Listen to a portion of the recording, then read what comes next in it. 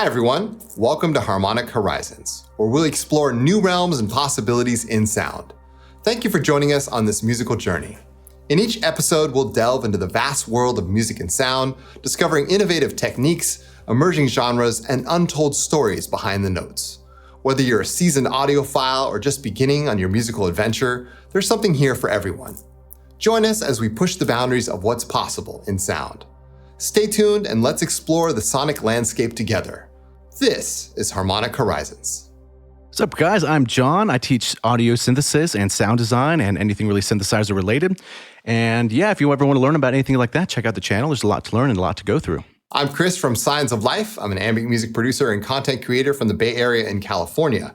I'm the co-founder of Synphaera Records, as well as our imprint labels, Exosphere and Material, and I release music as S1gns Of L1fe, Starterra, and Ascendant.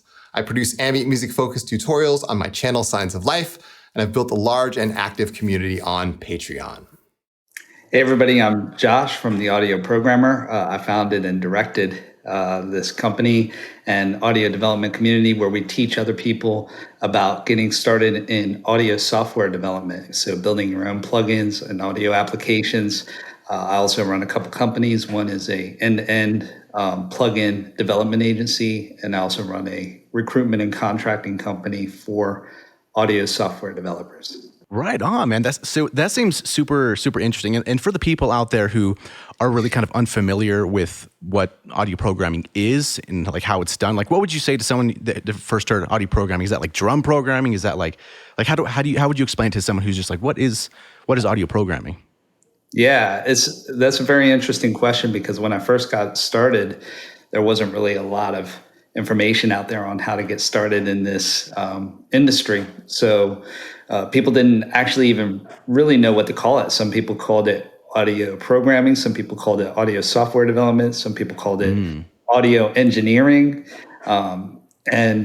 Basically, it's the process of developing all of the amazing applications that you see when you open up your DAW. So the DAW is your DAW, Ableton, Logic, Pro Tools. Those are developed and created by software developers who specialize specifically in audio and music applications. Also, all the plugins that you open up to make your music, synthesizers, things like that. Those are all developed by people who specialize in this very specific niche of software development. Then it's also used for other areas outside of music as well. So stuff like talking on your phone when you're saying something and the person on the receiving end hears it just milliseconds later. That's also audio programming, but a little bit of a different style, but still same concepts. Interesting. So yeah, there are many different niches of audio programming. You got spatial audio programming. So how you can get music to sound good in your car. There's video games, how you create environments. So there's a pretty vast field of like where you can apply different stuff like that too. It's not like within your DAW, right? You can do it. I mean, I guess it depends on where you want to ship it, right?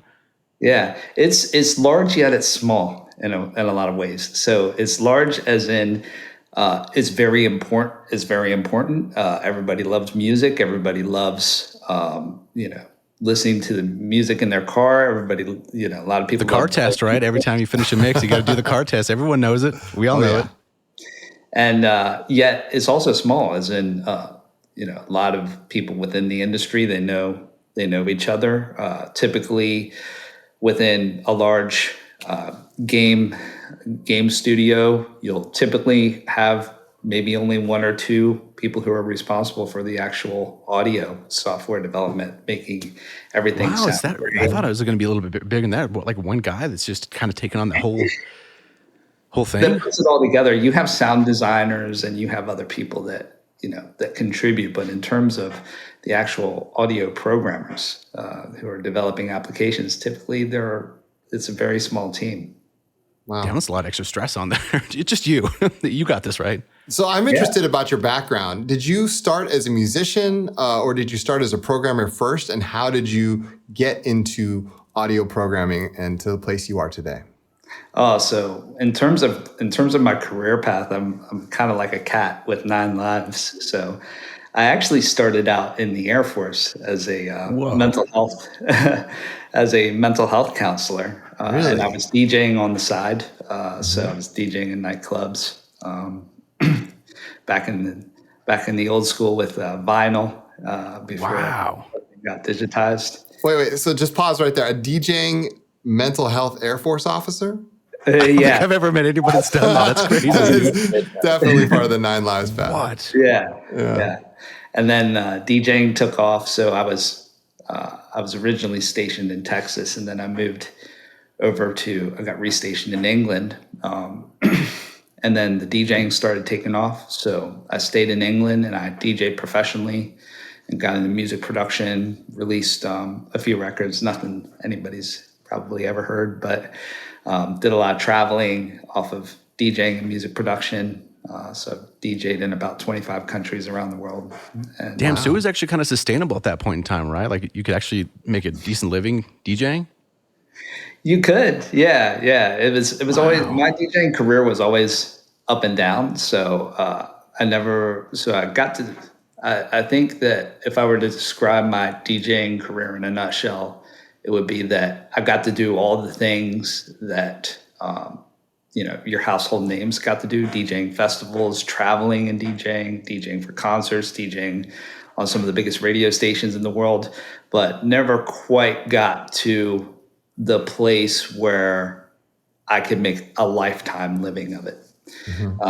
But I got to do a lot. Got to do a lot of traveling. Got to do a lot of I have a lot of pretty cool much. experiences. Yeah, really cool experience. And then that's actually what propelled me into audio programming, because I was 37 at this point where things were always going up and down, and that I could never find it consistency with that career. And I had to decide, is that what I want to do long term, or do I want to pursue a real job? Right. So Yeah. I think a lot of people luckily- kind of feel that way in that creative field, right? They're like, it can be good when it's good. It can be bad when it's bad, right? And there's never that real consistency. It's 1,000 miles or it's like you're hitchhiking on the side of the road, right? And it's amazing. It's amazing how high the highs can be and how low the lows can be. Dude, it's funny you mentioned that. A guy at work says that all the time. Like the highs are high, but man, the lows are low. And I think that's kind of almost a universal thing in that kind of field. Yeah, I mean, I remember times when I would be getting off the plane to DJ at some club in Ibiza, for example, but barely having enough money in my pocket to get a cab to actually get to the hotel.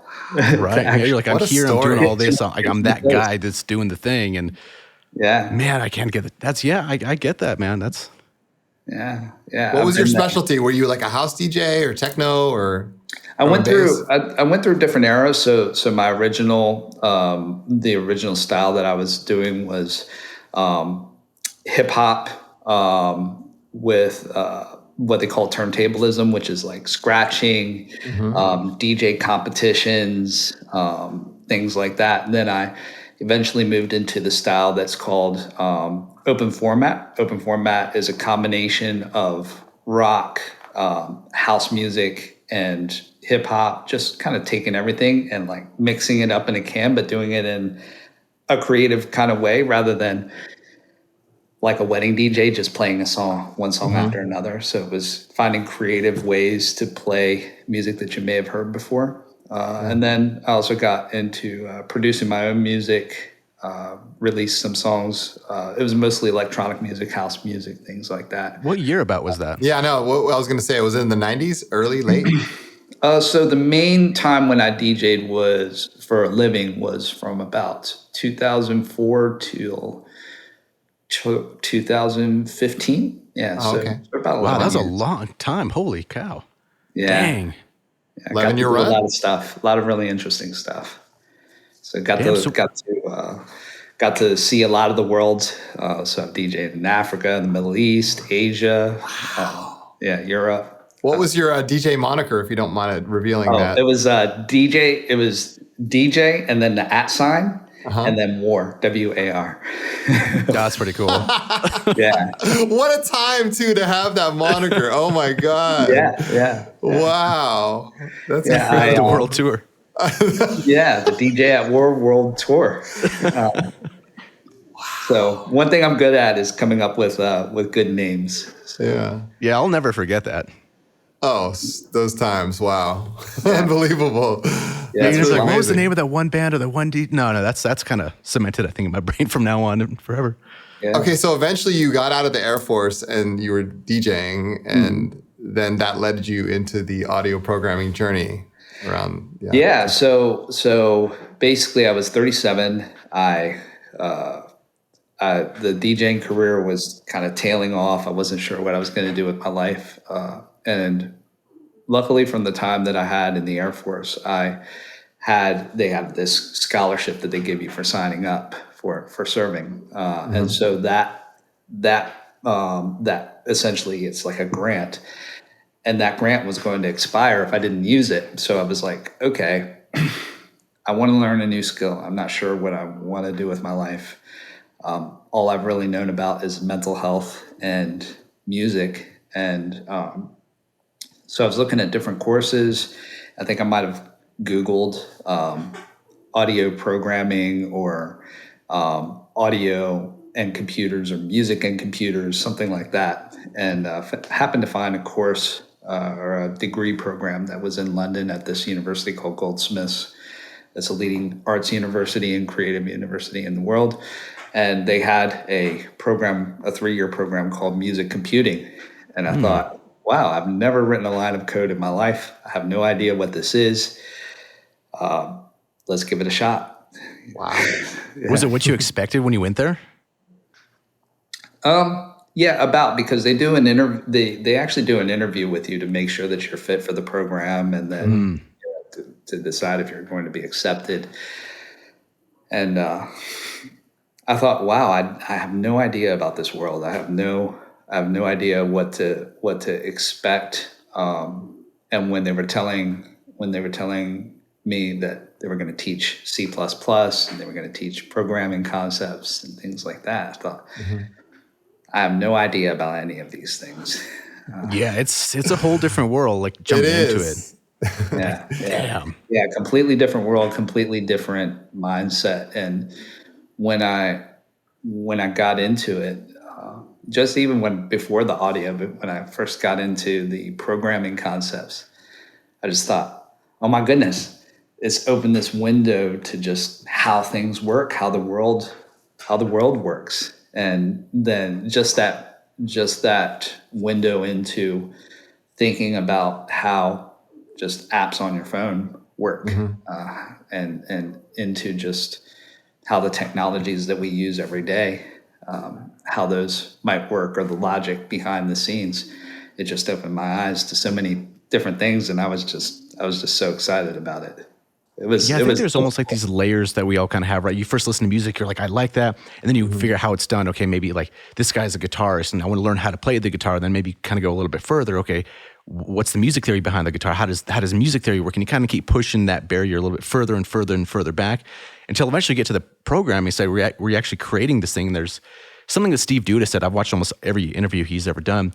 And there's an interesting concept that came up in one of the videos where it was like meta music that he was saying. That like I think someone told him that, right? He's like, what's meta music? And they're like, well, you're creating the software that other people are using, influencing all the other music downstream. So it's like the meta music. Like that's an interesting concept to kind of think about, because you're making the tools, you're making all the stuff that we use to make music, to put on shows, to do records, do anything like that, podcasts, even like this stuff kind of thing. You know what I mean? Right. So it's kind of cool that how far back that onion layer peels back. Oh yeah, and once you get into the programming world, it just continues peeling back even further and further. The other side of that double-edged sword is that it seems that the further that people get into audio programming, the further that they get away from music and from that creation process. Right. That's so true. Oh my God, yeah. There's that picture where it's like the creative side's room and then the programmer's room. And the creative side has like, it's really artsy, it's like colorful and inspiring. Then like the programmer room is like everything's neat and tidy. There's like one lamp on the desk and like all the books are exactly on the shelf and they're all sized according, right? It gets smaller or something like that. it's like, like, it's kind of like that. The more you dive into something, the more you do. Like when I learned not programming, but engineering, like about signal flow, DSP kind of things like that, right? I'm like, oh, I haven't even written a song in like a month. I haven't even like opened a synthesizer to even play anything but a saw wave for a while. And I'm like, oh man, you kind of, it's almost like you have to pick one path and stick to it in a certain way. It felt like, at least it was for me. I don't know if you had a different experience for that. Yeah, and isn't it interesting that there is this intersection of things that are actually opposite to each other? So you have this creative process that's happening where things need to be drawn, or in my experience, in order to get anything interesting, you have to just try to draw outside the lines, and you have to explore, and it's about just exploring and finding your inner self and trying to be creative. And then you have this other side, the engineering side, which is about being exact, being scientific, and that these things are intersecting almost. Right. So I think that's quite interesting. But I think, to my opinion, the best programmers are the ones who keep two hands in both worlds, right? You understand what musicians want, but at the same time, you're innovating new ideas that are fresh. And so, you know what I mean? Like, if you're sort of off in a corner just coding and creating tools that musicians aren't really asking for, there's not going to be a market for it. There's not going to be a use for it. So you have to keep. And that's another interesting thing, is that when a lot of people think of programming, they think of those exact things like science, exactness, but there is also a large degree of abstract thinking and creativity that happens in the programming world as well, which is once again that intersection of, I need to really think outside the box. I need to conceptualize these abstract ideas, and then the exactness, I need to somehow get this into code. I need to make sure that the things that are supposed to be capitalized are capitalized, that I don't miss semicolons, because of course it doesn't work.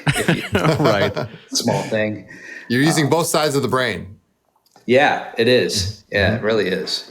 Right. Wow. And then how do you so if you're developing something, this is something that I picked up when you were talking to Sean, and from Valhalla, if people aren't aware who he is.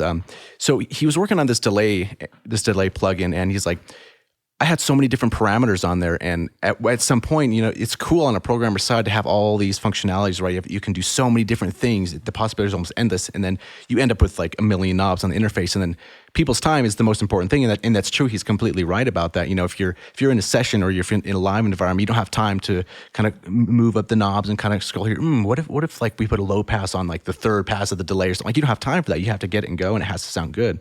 So like, how do you bridge that gap? How do you take away what you'd want to give to the person using it, but also make it good for them, so they're like, this is enough than what I need? Yeah, I think that's one of the challenges of creating any type of compelling interface, which is, how can you take something that's immensely complicated and make it simple enough for a person to actually use it, or even want to use it. So there's always this balance of complexity versus control.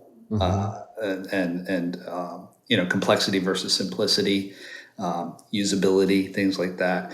And it goes back into what we were saying about how the intersection of programming or audio programming is the intersection of so many different areas, because you have optimization. How can I take this thing and make sure that it runs on all the computers that you want to run it on all the operating systems you want to use. Right. You have usability, which is creating a user interface, creating graphics that are compelling, making sure that the workflow of the plugin itself is actually sensible, where a person actually can tell what's happening and be able to flow through the workflow of the plugin itself. So there are all these different areas, and it's very difficult to actually get that into the mind of one person. Absolutely. And the person using it, there's things that I just hire one developer, and one developer can do all of this. It's a very big landscape to create a product that is compelling and it checks all the boxes. If you look at Yeah.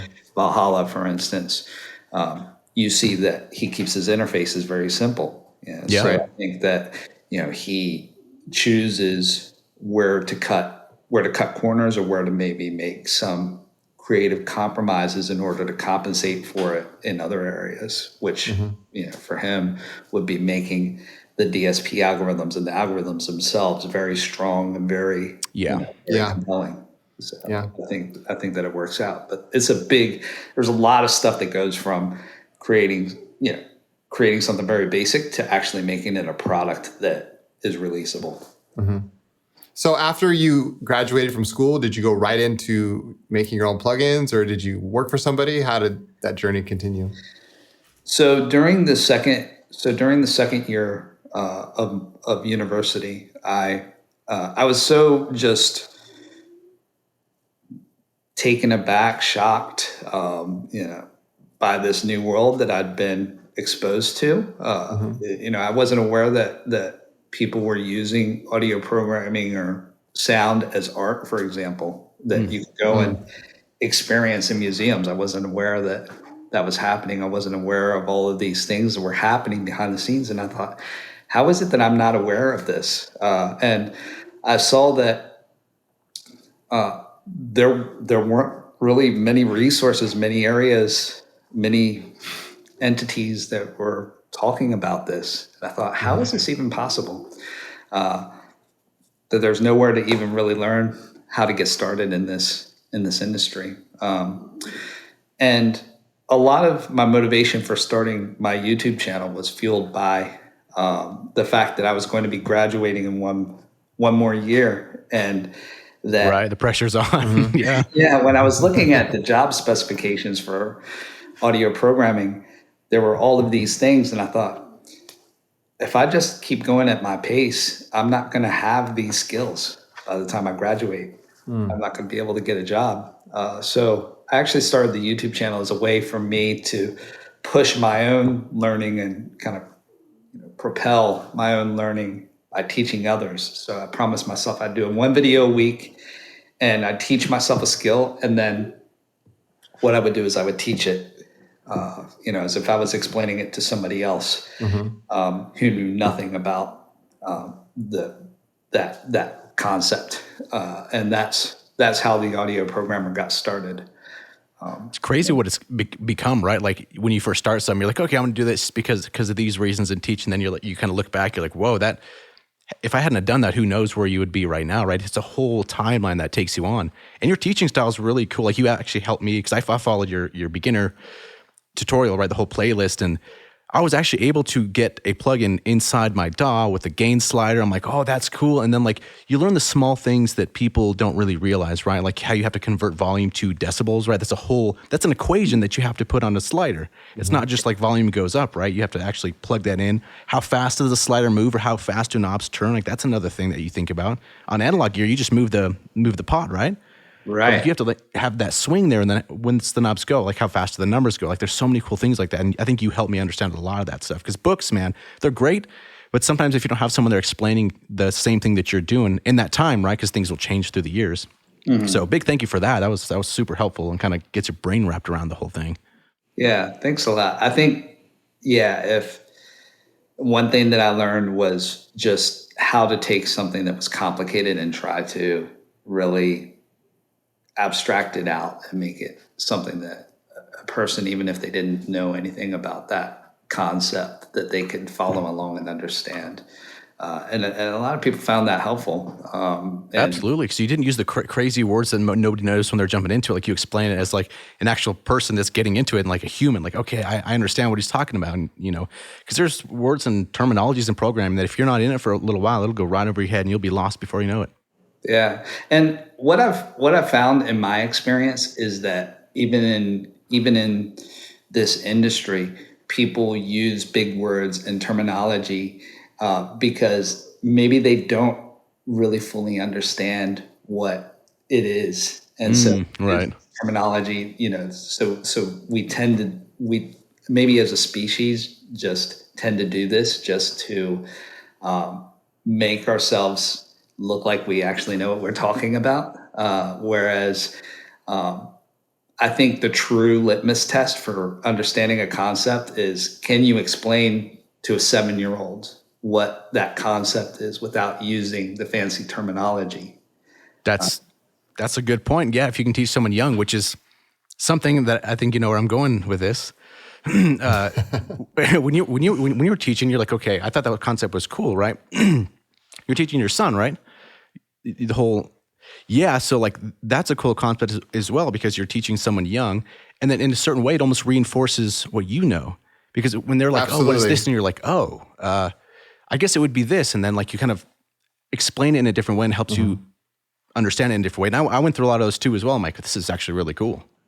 Yeah, exactly. Exactly what you said, which is that when you're going through what you need to create a video or explain a concept, you're going through these different things, and you're saying, oh, well, I need to explain this, and I can't just say, initiate a class and Right. and inherit it from Juice Component.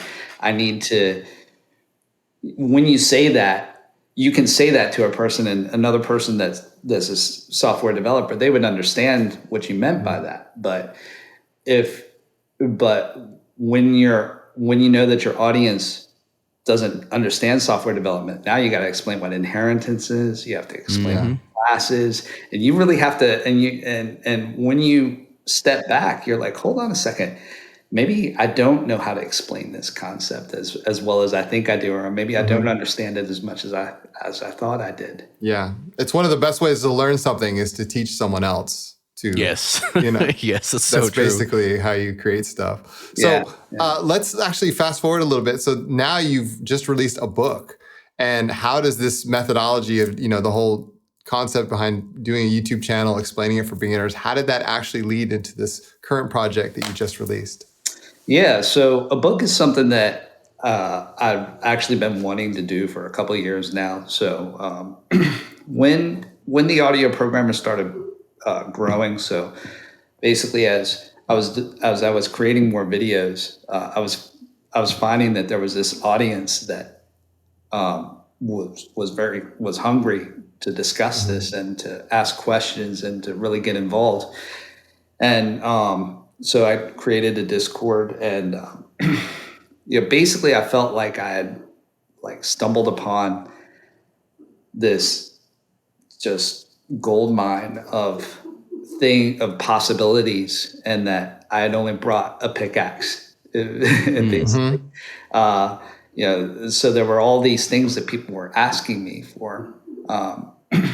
To go down the education route. There were people that were asking me, can you create a plugin for us? There were people that were asking, can you help us hire a software developer? And so I had to pick and choose, where to start. Right.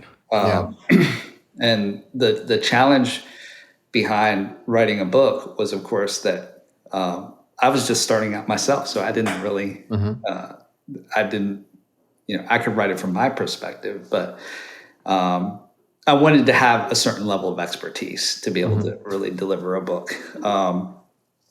And since it was such a big effort, it was very difficult to find the right recipe for that type of collaboration. So it was, there were other experienced software developers who I was meeting in my travels, but being able to do it goes back to that explaining concept that I was talking about earlier, which is that being a great software developer and being able to explain software development well are two completely different things. Absolutely. So there are a lot of people that will say, "Oh, I know what to do. I know that the right thing to do is this." And then it's like, okay, explain to a person that doesn't understand anything about software development why that's the thing to do. And they can't explain it. They say, well, I don't really know fully why. I just know from my wealth of experience that is the thing that needs to be done. Yeah. By the way, that also works in the music world. There's a lot of great musicians who aren't able to teach what they do. They're great musicians. Right. Yeah. It doesn't necessarily make them a great teacher. Being a great teacher is a skill in and of itself. Yeah, exactly. I mean, you have people that they just say they're fantastic artists, aren't they? And you say, well, how is it that you do what you do? I don't know. I just do it. It's just Yeah, magic. right. I just do it. I just feel it. Like, Yeah, it's just a that's magic cool, but beyond. Yeah. I think to be an effective teacher, you really have to have an insight into what it is that the listener or the watcher or the customer needs to hear, that kind of, and even really going through the beginning process, like the pains of learning everything. Like when someone opens up their first synthesizer, they're like, "Oh my God, what does everything do?" right. Like I don't even know where to start. Like, where is there a start button? Is there a start here kind of thing, right? So, and I'm sure that's the same with plugins, because looking at it in the beginning, I'm like, okay, what do I do? What is an SDK? What does that even mean, right? What is Juice? Is this a new thing? Is everybody using Juice? How many plugin people are using Juice? And come to find out, quite a bit. Yeah, exactly. Pretty cool. Exactly. Yeah, and I'm so thankful for Juice as well, because it really takes some things that would otherwise be extremely difficult, and it makes it a lot easier for normal human beings like us to actually know and understand and be able to create quickly. But yeah, it's that concept. Going back to the book, it's that it took a while. And sometimes I think that these things, they come organically in their right time. What happened was with this particular situation was that one of the members of our community, this guy named Matthijs Hollemans, he had actually written the book already. So he had been part of the community, very active member of our community for a long time, very experienced software developer, amazing at explaining concepts, knows about loads of things. And he had actually written the book already. And he had put the book out himself, and he self-published it. And then he was generous enough to come and offer a collaboration. And looking through the book, it was exactly the type of thing that I knew that our community would resonate with. So that's essentially the model behind how behind the audio programmer is that there are people that are able to do these things much better than I could do myself. For instance, with our recruiting company, we have experienced recruiters that can do recruiting much better than I can myself, and I just happen to be able to create collaborations that are magic, that allow both of us to be able to do something beyond what I would be able to do myself, or what that person would be able to do themselves. Yeah. So I'm kind of the king of collaborations, I guess. Hey, but that's good. I think some people are under the impression that like you have to do everything 100% by yourself, and even down to like I have to synthesize my own kick drums, my own snare, or it's not mine. It's like, that's cool. I get that concept, but like sometimes it's easier and helpful for everybody to outsource maybe this if it's a little past your realm of expertise and someone's really good at that and they want to help or do something like that. You're both going to benefit so much more from it than just trying to grind through the entire time. Yeah. I mean, the problem is time, really. Exactly. It's the most valuable, non-renewable resource. Absolutely.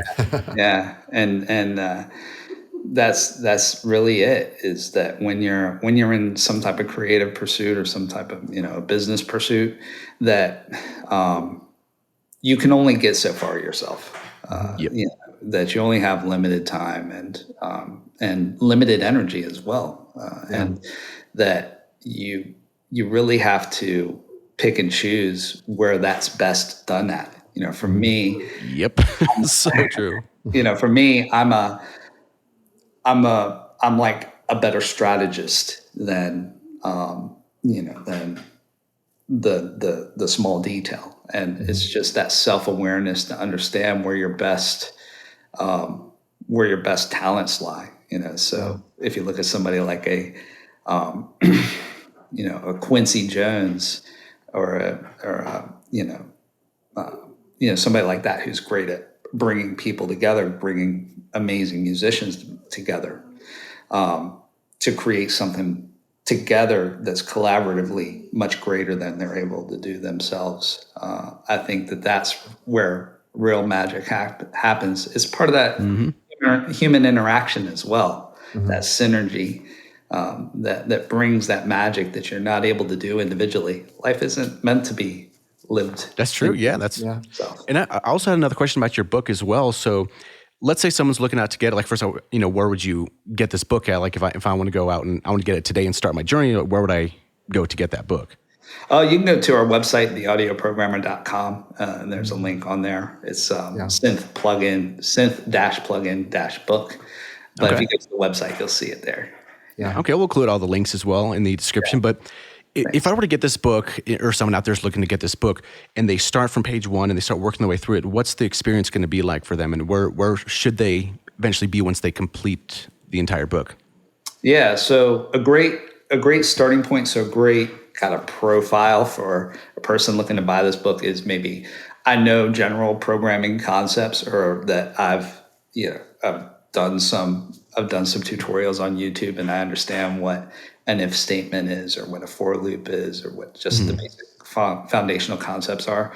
But now I'm looking to really learn about building a plugin and learning how to build it, quote unquote, the right way. And we say it, we say the right way. That's using what in our industry we call best practices. That's a good way to put it. Yeah. Yeah. And so this takes you from that place to a place where you built your first synthesizer. You understand the concepts of that process of creating that, the digital signal processing, or DSP, that goes along with that. So creating your own sine wave algorithm. Wow, it goes into that deep.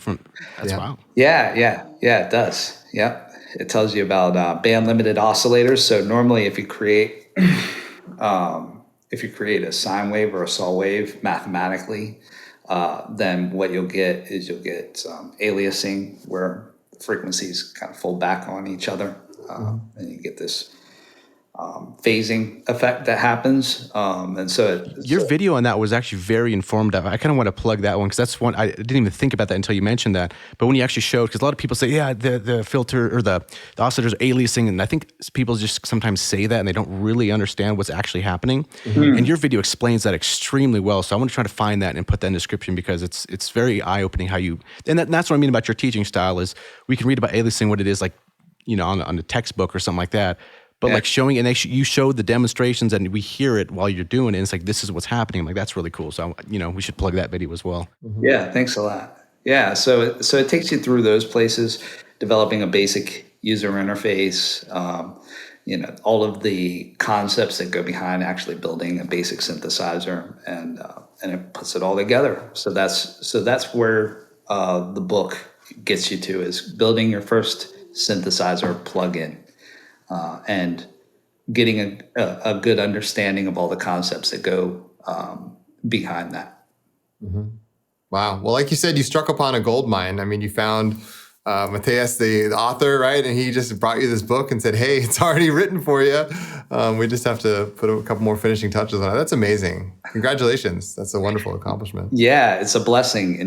Things just come at the right time sometimes. Like I said, I think a lot of it is just trying to produce. I find that if I just concentrate on making a positive impact and trying to actually give as much as possible, when I was doing these, doing these tutorials, I don't get paid for doing the tutorials. It was something that was just doing something positive for the world. And I think that when you do that and you bring something of value for people, that just tends to come back around at the right time. So that was absolutely. Yeah, it's for sure. Yeah, I believe in that too. Like you put out good in the world, you help people, and it grows everybody, right? Everyone gets better at what we're trying to do at the end of the day. Absolutely. Yeah, exactly. That's it, is that there are companies that have grown out of the audio programmer community. That's cool. People that's an accomplishment. Yeah. Huge. It's really gone from this area that when I first started, there were no, I don't think very many audio software developers were actually active on social media to this really thriving community. Now you have all of these collaborations that are happening.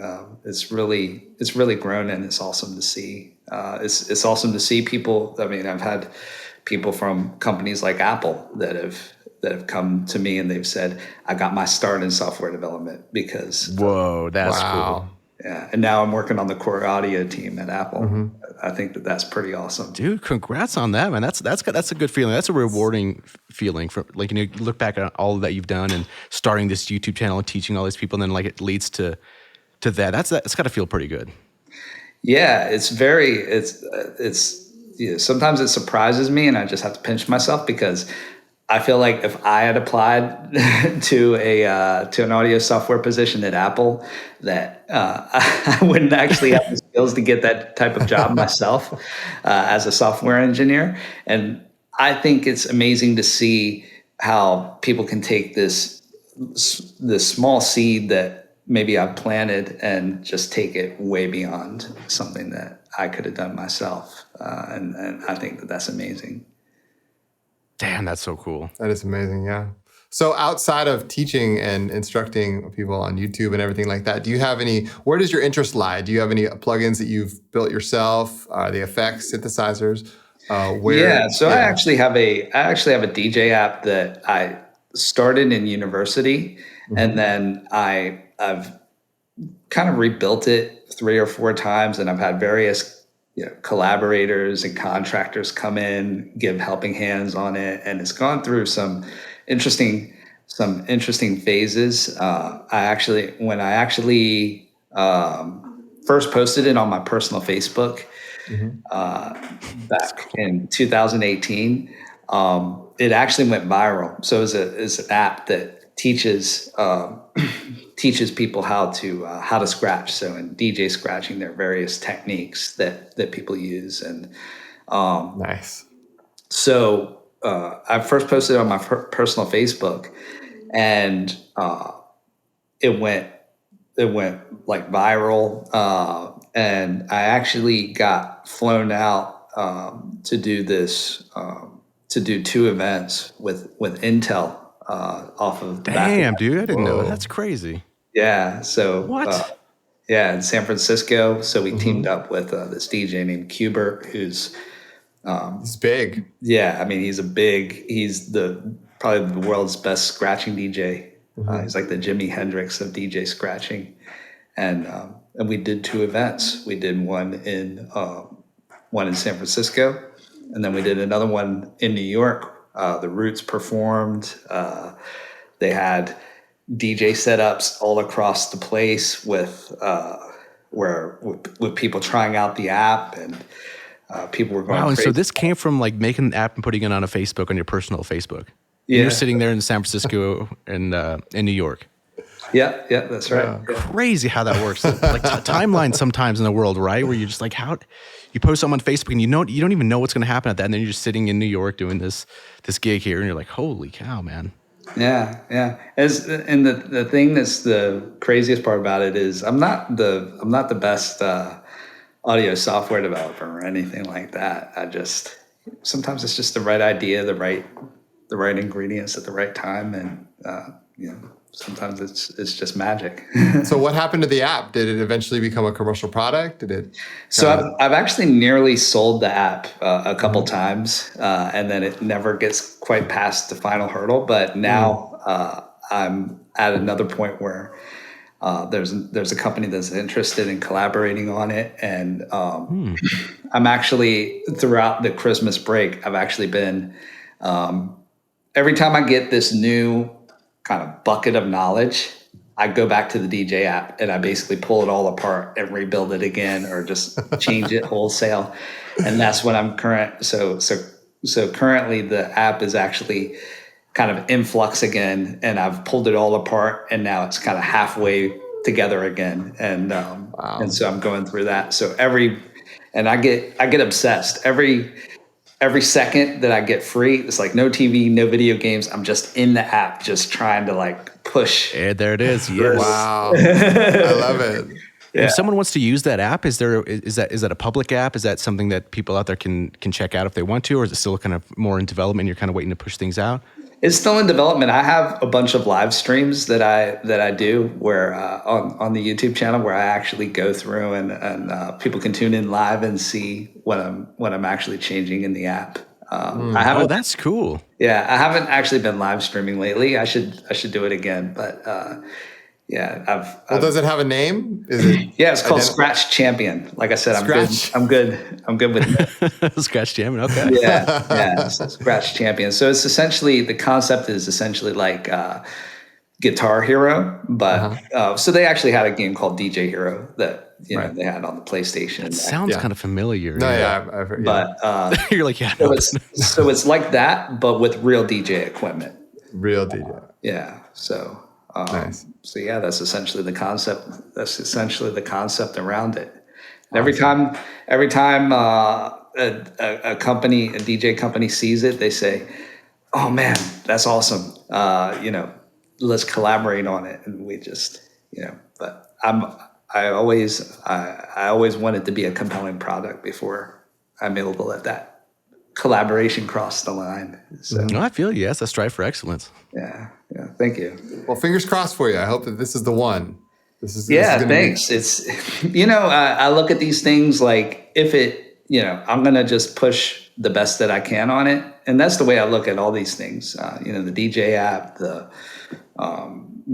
book, all of these things is just, you just give it your best shot. And if it works, it works. And if it doesn't, then especially with the DJing app, I've learned so many things along the way that already in itself has paid me back in dividends of understanding and experience.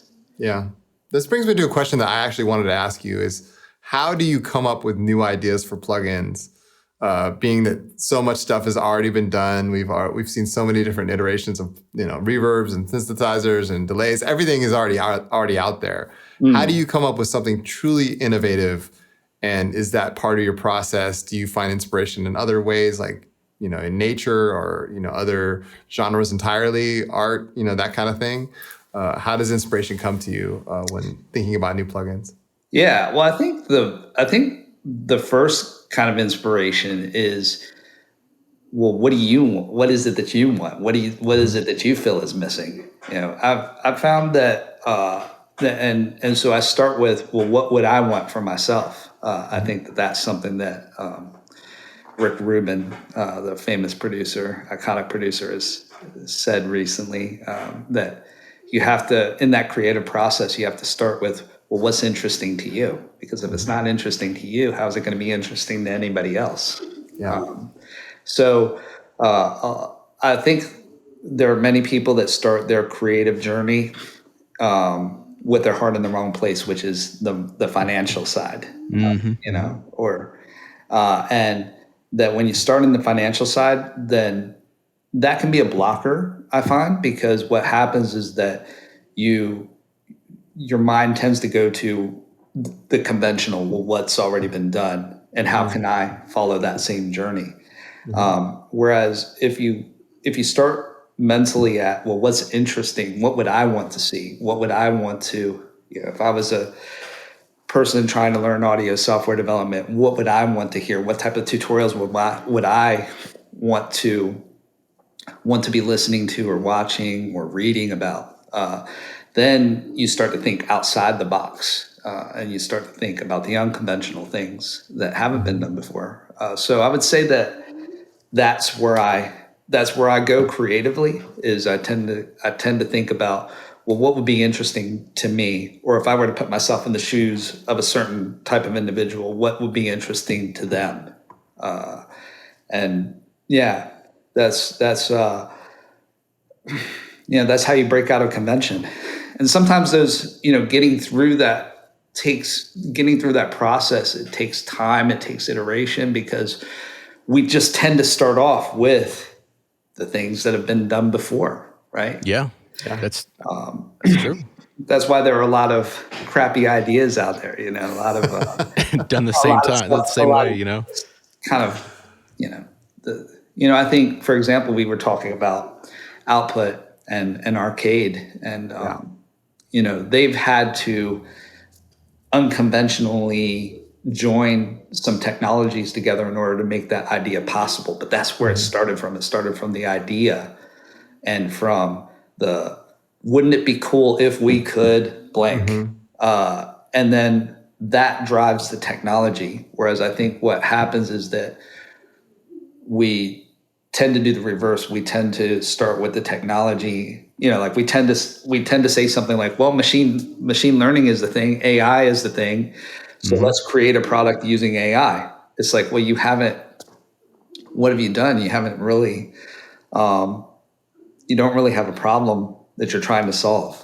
You don't really have, you're once again starting from commercial mindset rather than creative mindset. Right. Yeah, this leads to my next question, which was about AI. Last year, we saw the influx of some AI inside of plugins for the very first time. Namely, like Sonic Charge came out with Synplant 2.0, which had AI on board, which was a very interesting implementation of it. But I speak for other musicians when I say that I think the idea of AI inside of music plugins and inside of music itself to musicians is about as popular as probably subscription models at this point. Like they really just don't want the computers to recreate music for them, but rather having artificial intelligence and machine learning come up with new creative ways, having developers come up with new creative ways to use AI. How do you feel about the influx of AI and the inevitability of it, and how do you see that merging with audio plugins moving forward? Yeah, that's a great question. I think it's something that will take a little bit of time to play itself out. I mean, if we look at the world that we live in, we tend to take for granted that we tend to take the technologies that we have for granted. When we look at, for example, recorded music and the mediums that we have to listen to it, to listen or to experience music, we think of those things as kind of concrete bedrocks that have been long-standing, whereas they've actually been, the various mediums have been short-lived, and that we just tend to, every time something else comes along, we tend to think of the new technology in the context of the technology that we're currently living in. So I think what's going to happen is that it will eventually, it's going to go through a first phase, which is that we're going to contextualize these things in the way that our current experiences work. But I think it's going to probably take 5 to 10 years for it to truly manifest itself into this is the next experience that and the way that we're going to think about creativity. The way that we're actually going to create music.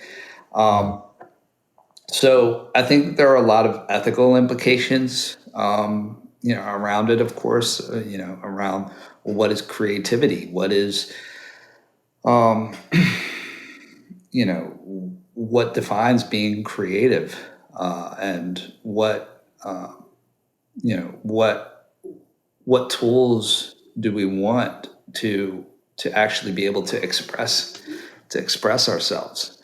One of the most interesting things that I found about Synplant too was that the workflow of it is different. Where you're creating seeds and branches, and it's genetic. Right. It's genetic, right? I wish that more people would go that way with their workflow.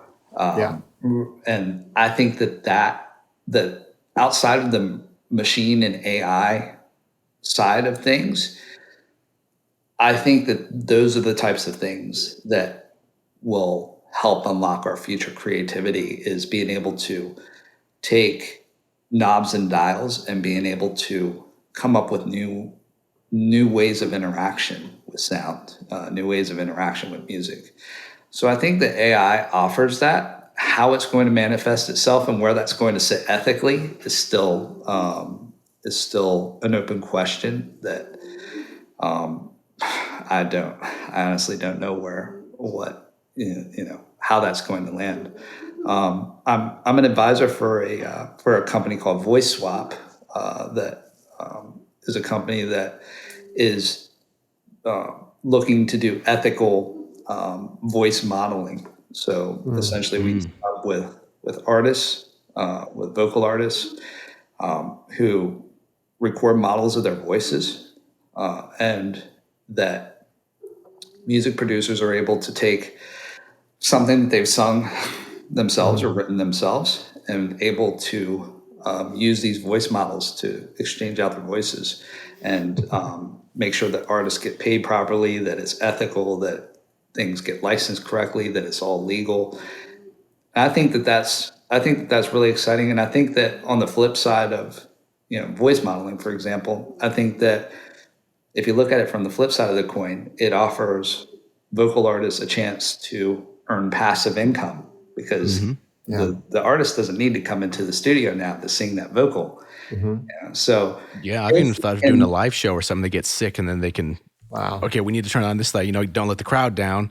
Everyone paid for the ticket. Even though you're feeling sick, you don't have to cancel the show. You can kind of use your still voice. You're still kind of doing it, but you're doing the voice model for their own shows. That's the one cool application I thought that's pretty interesting. I never actually even thought of that implication. Yeah, a lot of people get sick on tour, and they can't sing. They're who knows, sinus infection, who knows what it is. And they're like, oh, we can't cancel the tour.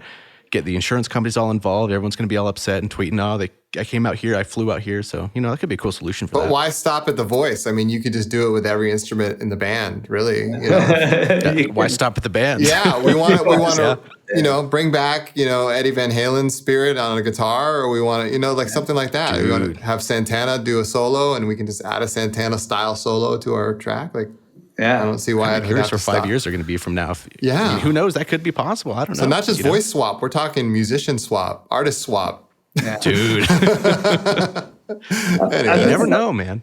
Yeah, I think another thing is that these technologies are going to also like I said before, they're going to manifest themselves in new ways and create new styles that we aren't able to conceptualize at this current moment in time. For example, when the first drum machines came out, people thought, oh, this is going to replace drummers. We aren't going to need drummers in the studio anymore. And what it actually did was it actually just kind of divided or created a new segment of pop music.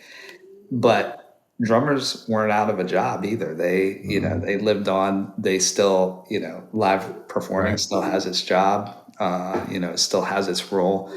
And so these things just kind of segment out. And I think that I'm thinking more along those lines, that it's going to segment out in these new creative ways that we can't, that we aren't able to think of at the moment, and that at the time I imagine that people, I was too young, believe it or not, but at the time I would imagine that people would have thought, oh, that robotic, that robotic stale type of drum pattern, that's not going to have any place. It's always going to be about having flow and having swing and having all of those things. And that people, there was a segment of people that actually preferred that, that prefer, like if you look at house music, I mean, entire genres have been built out of it, out of the monotonous kind of rhythmic, timing of the music. And I think that that's what's going to happen with these technologies as well, is that they're going to help to create new styles, new genres, new ways of creating that we can't conceptualize at the moment. And I think it'll also help other people to be able to become expressive, become creative, without needing to have such a, as we know, the technical barrier behind making a polished composition is still so high. And now we're seeing that barrier starting to lower. What does it mean in terms of, the actual monetization, commoditization of? It's going to be tricky. Right. I don't know. I mean, we've already seen that with streaming, right? Where, what happened is that there's this tension between, you know, people looking to break the model, and then, you know, IP holders, record labels, and so on that are trying to keep gates and trying to keep barriers around Right. the IP that they've signed up and that they've got under contract and that they, you know, that they own. You always have, you know, I feel like in the early 2000s, they just kind of, the record labels just kind of went into a fallback position where they said, well, you know, we're not going to be able to really do anything about this, so we might as well just, you know, have a tool like Spotify that, you know, where we just make it easier to stream the music and just charge a small fee rather than, Right. you know, so they essentially had to admit that the physical sales was over, that it was done, you know, and I think that's what's going to happen with music creation as well. I think that, you know, we're always going to have a segment of musical creators that are going to always want to create that traditional way. But I think at some point they're going to look and they're going to say, wow, there's this whole other world, this whole other thing that's happening. What that world is going to look like is yet to be seen, but that's my anticipation. Yeah, I'm looking forward to it. Yeah. So we're close to running out of time. I have one more question. I don't know if, Chris, you have any other questions you would ask him? Yeah. Let's keep it going. Go for it. Okay. You have time for another question or two?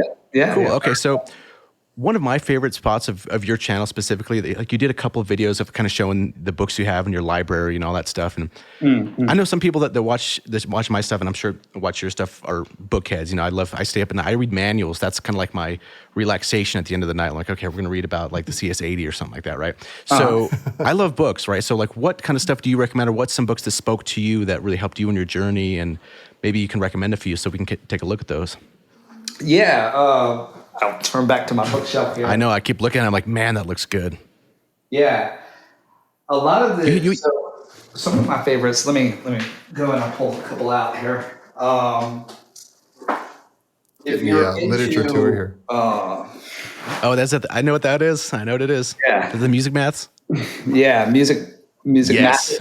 math. Mathics. Yeah, this is a great one. I love this book because it really takes a lot of the concepts that we learn in audio, and I think that it intuitively explains. I mean, it's got some serious math in there, but I think that it also intuitively explains a lot of concepts very well. It's a great one, especially if you want to get into digital signal processing. So that's awesome. Let's see, what else? What else do we got here? You know, so this is a classic for anybody. Will Perkle. Yep. Yeah, I love that book. Perkle, you know, he created one of the first and really one of the only audio plugin books for learning how to create your own. So that one is really good. That's one that really, I feel, helped understand how DSP works, the continuous time, and then once you're getting it into your DAW, like what's actually happening when you're recording, what sample rate is, what bit depth is. Like his explanations, it kind of makes it click a little bit, I think. Yeah. So his is great. That brings me to another book. So cool. You knew the right question to ask. Yeah. So this is love books. If this is I have not heard of this. Yeah, if you're first getting into digital signal processing and maybe you're starting from ground zero, you actually don't know any programming yet. This is a great one called Hack Audio, by Professor Eric Tarr, who's from Belmont University. This really gives you kind of a primer into the MATLAB programming language. Once you really get going, then you can actually take the code, you can transfer it to Python, which is similar to MATLAB in a lot of ways, or also into C++. So fantastic. This I haven't heard of that one. That looks interesting. This is where I would start. Okay. Yeah, this is a good starting point. So that's a great one. Then And you have the C++ one too, that 28 days. Or I think it's 28. It might be 30 days. I think it's 28 though. where? Yeah, that's the one. Yep. This one? Yeah, the big C. Yeah, I have that. No, it's to the left of that one. It's the C++ one.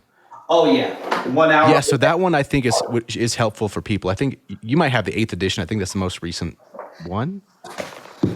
Yeah, So I'm like geeking about books too. This is actually C++ 11, so I'm sure they've got updates. But yeah, this is good. This is a great one for learning basic C++ concepts. This is if you're learning more about, if you're ready to take your next steps, maybe you understand some of the basic concepts, but now you really want to understand more about best practices, things like that. You can't really go wrong with Bjorn Strostrup, who's the creator our of C++. father. Yeah, he's our father. Yeah, so he's got this book that I actually should probably go through myself again.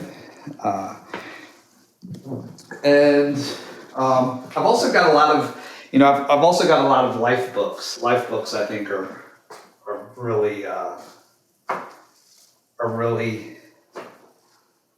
good.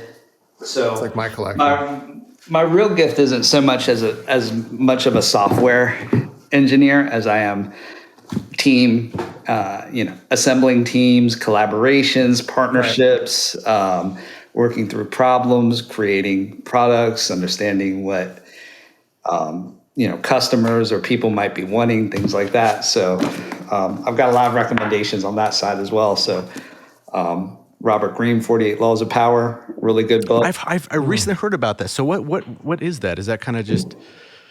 I don't even know what it's about. I've seen people suggest it though. I know that cover, like I know the color scheme and the vertical bar and all that. It's like, what would you say that is about? So I would say that it's mainly about power structures, how they work. And so Robert Greene, he's written a lot of great books. He's written another one called Mastery. He's written another one called The Laws of Human Nature. And essentially this is what he's done is he's gone and he's studied, people throughout history, people like Machiavelli, Julius Caesar, prominent figures in history, and he's come up with a number of different tales. And from this, he's come up with kind of a manifesto of 48 laws that one should follow in order to succeed in the world. Now, some of the laws I find to be quite, what would you call it? Machiavellian, or just kind of cold in the way that they're a little bit, they're not what I would call friendly. But right. I advise reading the book more than anything, just to be aware that kind of prepared for what you're going to face, really. Yeah, because we can't, really what this book is that we can't get away. That it's difficult for us as a human species to get away from these, from these dynamics and the way that people interact in power structures, and the politics that surround it. So the way that he presents them is that you have a law.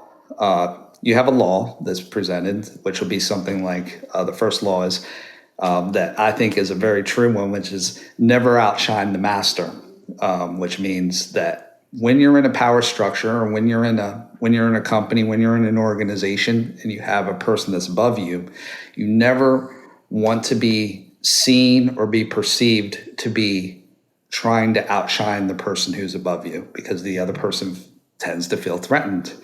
And so what he does is he then tells a story sometime in history where he says, there was this person and he outshined his master and he got executed for it. Wow! So there's actually a story behind. Oh yeah, that sounds super interesting. Yeah, each law has a story, and so he tells a story, and then he goes into a breakdown of the story. The reason that this person did wrong is because they did this when they should have done this. This is why you don't outshine the master. And then he does what's called, I can't remember what he actually calls it, but it's actually a flip side to that, which is that for every law, there are exceptions. So there are situations where maybe you do want to outshine the master. And so he talks about situations that may be exceptions to the rule. So that's essentially 48 laws of power. I know what I'm doing tonight. Yeah. Yeah. It's a very, it's a very dense book, but it's fantastic. That's a Robert Greene. Anything by Robert Greene is awesome. We got a tour of your library. I mean, I didn't even know we were getting into it. This is great. Yeah. So cool. I love it. Then the best one that I would advise for anybody, diving into the year is Atomic Habits. Atomic Habits. I haven't heard of that one. Oh, you haven't heard of it? No, is it good? It's great. It's fantastic. Yeah. Yeah. So Atomic Habits is about essentially, a lot of people, they come up with New Year's resolutions, right? It's a great time to talk about this. New Year's resolutions, making wholesale changes. And the book is really about, why wholesale changes don't really work. And if you truly want to change yourself, then here are some tips. Here are some different ways to actually make the changes that you want to make in your life. So one of the things, so for example, he might say something like, make hard habits, make bad habits difficult, and make good habits easy. So it might be something like as simple as making sure that you don't have junk food in your house, right? Making it very difficult where if you have a problem with eating like I do, then you don't have ice cream actually in the house. That if you are going to try to indulge, that you actually have to go out, get in your car, drive to the store, and actually get the ice cream. But at the same time, doing things to make the good habits easy to do. So doing small change. So it's all about doing small changes, little things, micro things to make your life, make the good habits easier and the bad habits harder. Yeah. And then how those habits can compound and become much larger changes over time. Yeah. So I get that book. Oh, it's great. Yeah. It's fantastic. Yeah. Very good book. Very good book. Atomic Changes. Atomic Habits by James Clear. What did I say? Atomic what? Atomic Changes. Yeah. Atomic Habits. Okay, that's the first thing I'll change or make a habit. There you go. So here's another one. So another one of my favorite authors is Simon Sinek. So this one is called Leaders Eat Last. He has another one that is excellent called The Infinite Game. So anything by Simon Sinek, pretty much anything Simon Sinek says, I'm on board with. So he's this particular book, Leaders Eat Last, is about essentially making sure that your people are taken care of. So if you're in an organization, it's essentially making sure that that it's the concept that if you take care of your people, the people will take care of you, and that's essentially. It's from the top down. Usually, in a lot of things, right? That's like it kind of helps everybody else out. If you're like the leader, you're helping make sure you're fed, you guys are doing well, and everything, and it kind of makes everything work a little bit like an oiled machine, I suppose. For sure. Yeah, it's basically saying that trust is the foundation of an organization. And that if you don't have trust within your organization, then you don't really have anything, because everybody is working in fear and thinking for themselves rather than thinking for the organization. So if you can show as a person in your organization that you have their back and provide that trust, provide that safe environment for people, that in trying times, that they will have your back in return, or that they should have your back in return in an ideal world. So that's a lot of cool stuff to check out. Sure. Chris, do you have anything else you wanna ask? No, I feel like I've gotten to know Joshua now. Like I've gotten a well-rounded, we got to talk about his heydays as a DJ, to his journey becoming an audio programmer and even getting to sneak peek inside of his library. It was a great introduction to who you are as a person. And wow, I feel so much more informed and inspired, really. Yeah, thanks a lot. So thank you. Yeah, for sure. Well, thanks for and I guess having me. to wrap some of the stuff up, NAMM's coming up this next year. I probably want to go. We'll see. I don't know if you're going at all, Chris. I would love to. Cool. I'd love to be there. And I'll be there no matter what. Yeah. Oh, hell yeah. And Josh, are you going to NAMM this year? Yeah. So I will be at NAMM this year. I've been for the past couple of years, and we're actually doing a networking event this year. So we've been doing one every year since 2019. Oh wow, cool. Normally it's a small, just informal get together on site to have some drinks and talk with other people who are interested in audio software development. But this year we're going to actually do something in partnership with Output, and we're actually going to do a private event that's going to be at their headquarters. But then afterwards, we're going to do a networking drinks in LA, and we welcome anybody who's interested in audio software development or wants to know about audio programming to come along and hang. That sounds really cool. Yeah. Awesome. Yeah. So if anybody's out there that's going to NAMM, you heard it here first, or maybe second. You're probably on your channel, I would imagine. So you heard it here second, I guess we should say. But yeah, Josh, dude, thank you for coming on, man. I really appreciate picking your brain. Very interesting dude, man. I've watched a lot of your videos. I've learned a lot. So it's heartfelt thank you from me, because I feel like I've gotten a lot more in my life from your knowledge, the time you've invested in your things. So I really appreciate you coming on here. Yeah. Thanks for the invitation. Yeah, thank you, Josh. It's been a pleasure getting to know you, and I look forward to seeing where you take things in the future. Absolutely. Likewise. Excited. Likewise. And if there's any way I can be of help, reach out anytime. All right. Awesome. Thank you, guys. Well, thanks for watching. We'll see you in the next episode. Cheers.